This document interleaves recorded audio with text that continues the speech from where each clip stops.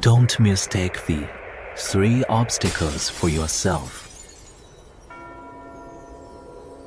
Hello everyone and welcome back to today's deep dive.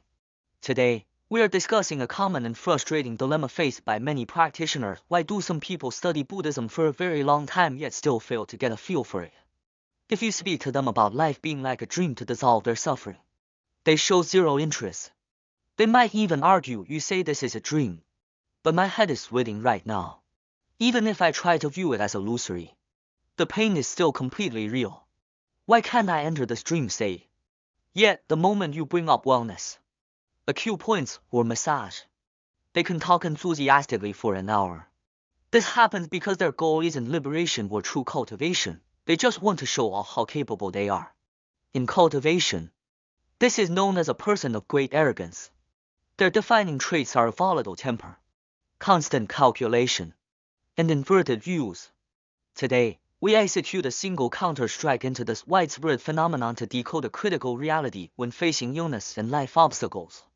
How do we actually apply the Dharma? Why does our connection with the Buddhas and Bodhisattvas always fail to link up? Part E, the dream view and focus can wearing clothes replace eating. First, we must clear up a fatal misconception. The purpose of the dream view is not to act as an anesthetic to stop you from feeling physical pain. When your head hurts and you frantically tell yourself, "This is a dream," it's not real, the pain persists, leading you to doubt the Dharma. This is as absurd as trying to wear clothes instead of eating food. They are two completely different matters. In the Shurangama Sutra, during the discourses on the 25 means to enlightenment, one sage Upanishada recounted how his foot was pierced by a toxic thorn. Despite the agonizing pain, he used his powerful focus to completely shift his mind to a pure, uncorrupted point, thereby transcending the physical torment. The dream view you are learning is not about managing pain, it is about realizing that you are mistaking the illusory for the real. It targets the root of your attachment, it is not a painkiller. Do not excuse yourself by saying, "I just don't possess that advanced level of focus." Your focus is actually immense. When you indulge in worldly pleasures or calculate your personal interests, isn't that your focus at its absolute peak? If you truly lack focus, you wouldn't care what you ate or how things were done. Your pickiness and insistence on gratifying your desires prove that you are deploying your powerful focus entirely on points that could self-harm and deepen your attachments. Part R, the medicine Buddha signal is always broadcasting. Why is your screen blank? If we lack the immediate focus to counter physical suffering on our own, can we rely on the power of the Buddhas and Bodhisattvas? Absolutely. You can sincerely rely on the fundamental teacher Shakyamuni Buddha, Medicine Buddha, Amitabha Buddha, or Avalokiteshvara Bodhisattva. But here is the problem: if you never practice in your daily life and only scramble for help in an emergency, how could you possibly link up? Like growing crops. If you never plant seeds or earn money to buy food, you cannot demand a meal the moment you feel hungry. Spiritual capacity is forged through daily training so it can be deployed when needed. In the Sutra of the Medicine Buddha, his 7th great vow explicitly states, if there are sentient beings afflicted by various diseases, with no one to save them, no place to turn, no doctors, no medicine, once my name passes through their ears, their illnesses will be completely eradicated, and they will attain peace of body and mind. Many read this and assume that merely reciting the name is enough, wondering why their illnesses remain. But when they scroll further down and see requirements for 49 lamps, colored cords, and grand offerings, they retreat and complain that the demands are too high. This is the typical calculation of a mundane mind. The Buddha's vows are always broadcasting unconditionally, like a television signal transmitting through the air 24 hours a day. If your television receiver is blank, it is because you haven't installed an antenna or refused to connect the cable. The acts of reverence and offering detailed in the sutra are not because the Buddhas lack anything. Those off rings are designed to crush your stinginess and build the antenna needed to link up with the Buddha's signal. People calculate meticulously even when facing their own agony. They will spend hundreds of thousands at a hospital without hesitation because they are conditioned by worldly habits to trust medical institutions.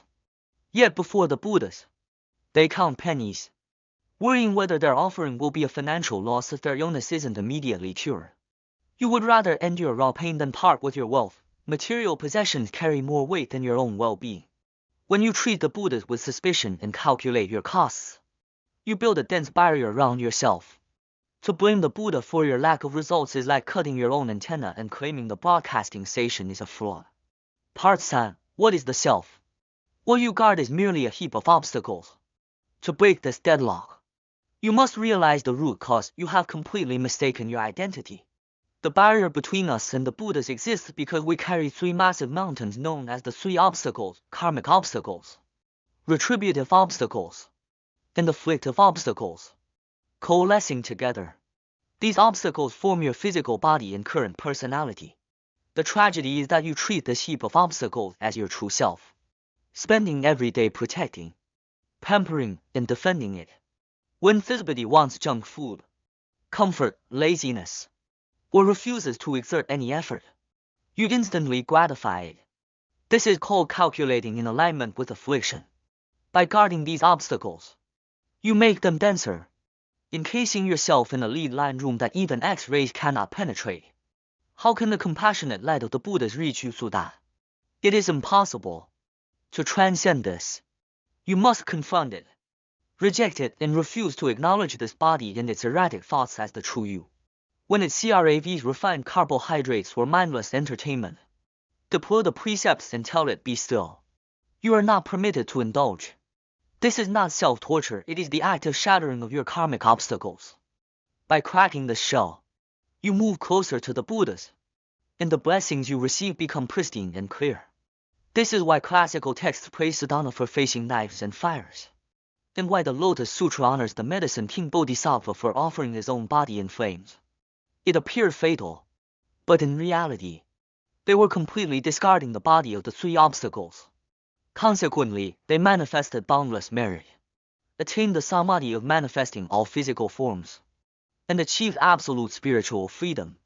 Part 4. Elon Musk's bet and the backlash of calculation. Look at Elon Musk as a modern example of unobstructed life momentum. He succeeded with Tesla and SpaceX because he approached his ventures with a trade akin to a practitioner. He set no personal barriers and threw everything he owned into the gamble. When he faced imminent collapse, banks refused loans, and friends stopped lending. A conventional mind would have calculated, forget it, let it go bankrupt. If I borrow more, I'll be buried in debt for the rest of my life. That calculation freezes most people in their tracks, leading to guaranteed failure. Musk did not calculate that way. He liquidated his assets and accepted debts he couldn't repay in a lifetime. He told his workers, this is the last of my money for your wages. If we don't succeed by that final day, we close, but until then I won't owe you a single penny. He smashed through his barriers, and the result was an empire of wealth.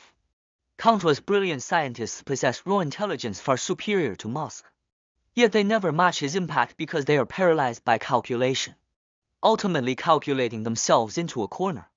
Yet Musk remains a mundane being bound by afflictions. The moment he followed his afflictions to calculate his personal interests, the backlash was instantaneous. When he engaged in political feuds to protect his specific business assets, his momentum stalled and obstacles mounted. This proves that whoever switches to the narrow frequency of self-interest will instantly jam the gears of their own destiny. Conclusion: what world will you project? Examine your own life.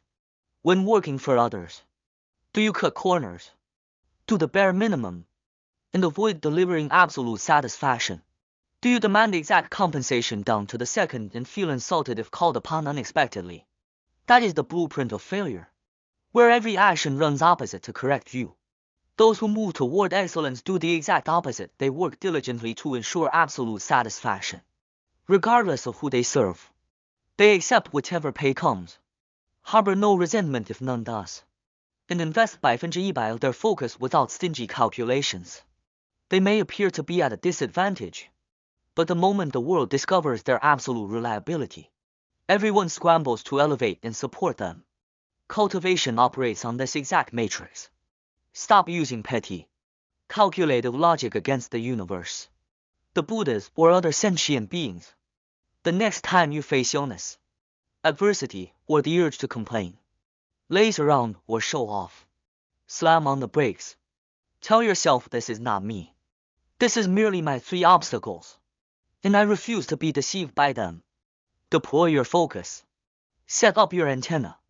And align yourself 100% with the pure energy of the Buddhas.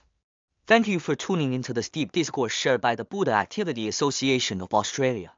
May today's insights help shatter the barriers within your mind. See you next time. Bye bye.